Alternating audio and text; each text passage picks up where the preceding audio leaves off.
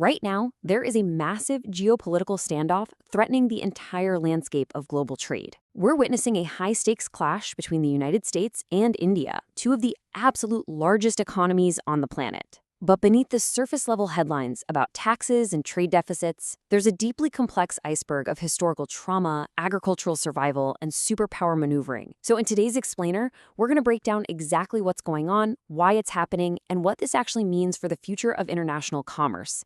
The sheer scale of this standoff is honestly shocking.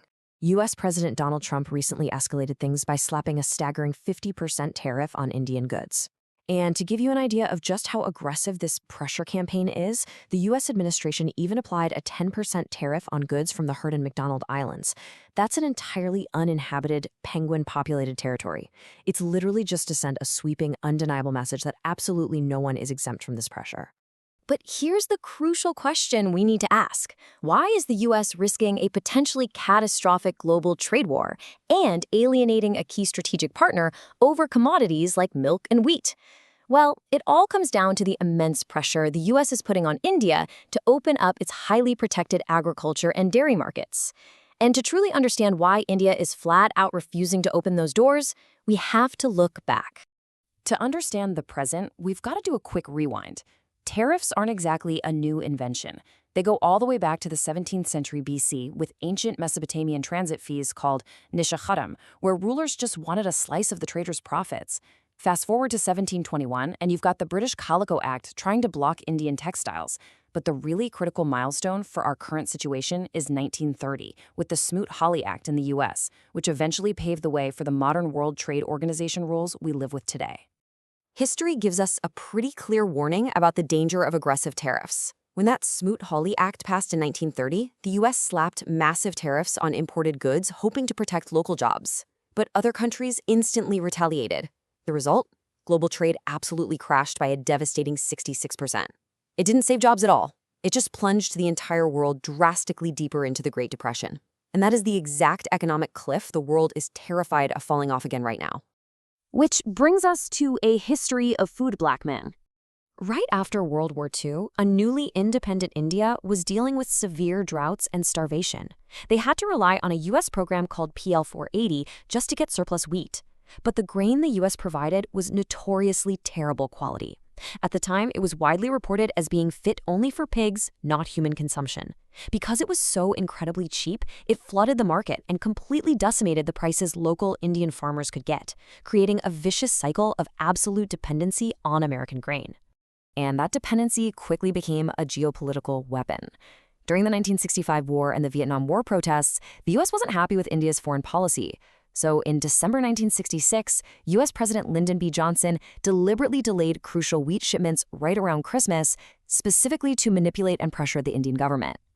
It was an agonizing moment of vulnerability, and it led Prime Minister Indira Gandhi to make a firm resolve, vowing that India must secure total agricultural independence. They decided right then and there that they would never again be subjected to food blackmail. Now let's take a look at the GMO and dairy track. To see how this trap works, look at the historical precedent with cotton. The U.S. company Monsanto introduced genetically modified Bt cotton to India to fight off pests. Initially, it seemed to work, but it quickly trapped farmers in an incredibly expensive cycle. The seeds couldn't be saved for the next season, meaning farmers were forced to repurchase them every single year. They got locked into buying specific, increasingly expensive chemical sprays, and they had to pay hefty royalties straight to the U.S. corporation. The risks here cascade way beyond just paying royalties. If India were to fully open up its food agriculture to U.S. genetically modified or GMO crops, the data highlights massive hazards. First, DNA cross-pollination from the GMO crops would inevitably contaminate natural seeds. Even worse, major global markets, including the European Union and Russia, strictly ban GMOs for human consumption.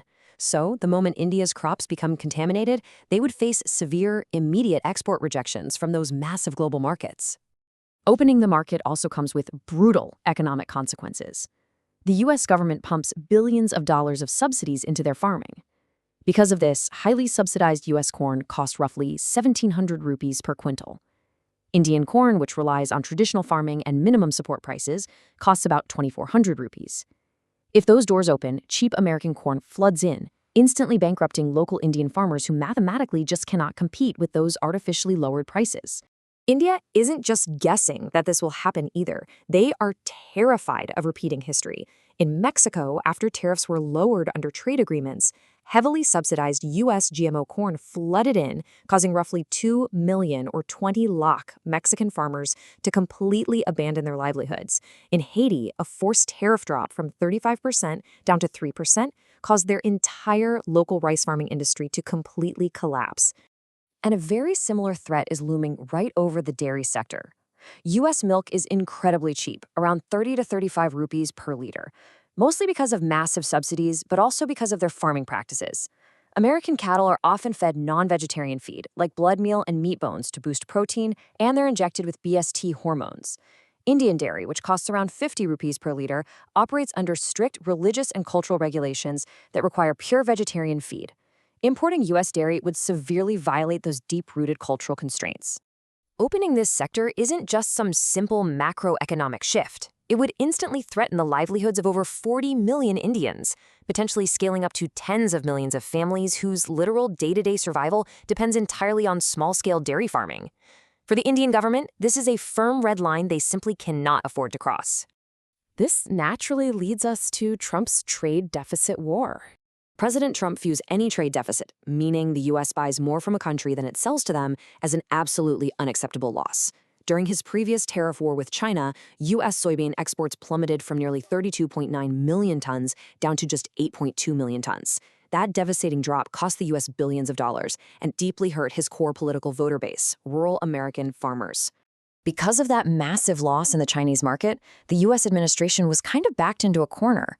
Finding a replacement market of equal size became an absolute political necessity.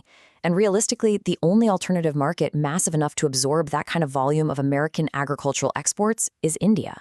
So opening India is no longer just a simple trade goal. For the U.S., it's a desperate political need. Which brings us to India's defense strategy. Instead of just bowing to these agricultural demands, India actually struck back. They implemented a 2% digital service tax directly aimed at American tech giants operating within their borders.